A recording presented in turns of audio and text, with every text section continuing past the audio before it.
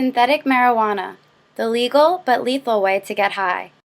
It doesn't show up in drug tests, and as you're about to see, it's as simple to get as taking a trip to your local convenience store or gas station.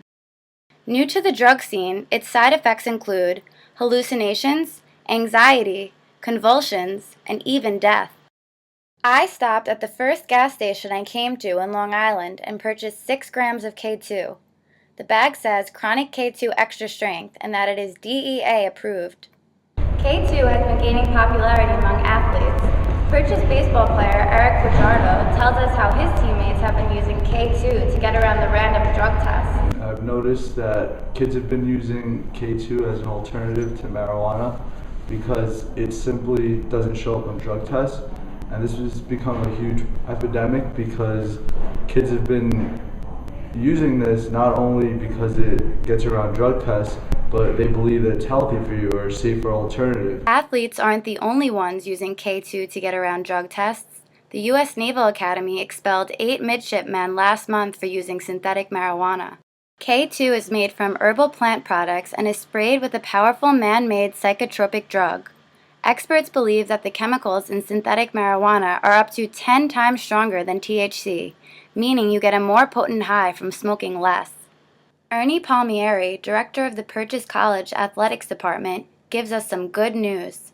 The National College Athletics Association has been working on a solution to stop the K2 epidemic among athletes. They actually are almost finalized with a test that will be they actually incorporated the UCLA lab to develop some testing for this drug, and they will have something hopefully by June of this year, which will be used as part of the championship testing for drugs. So it will be able to be detected in the future. So it will be a major issue to athletes will have to deal with.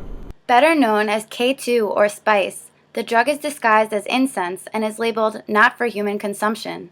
But that hasn't stopped teens and young adults across the nation from smoking it.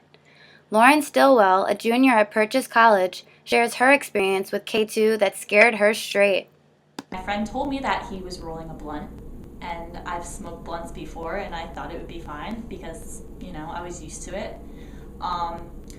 Little did I know that he had rolled most of the blunt with K2 instead of actual weed.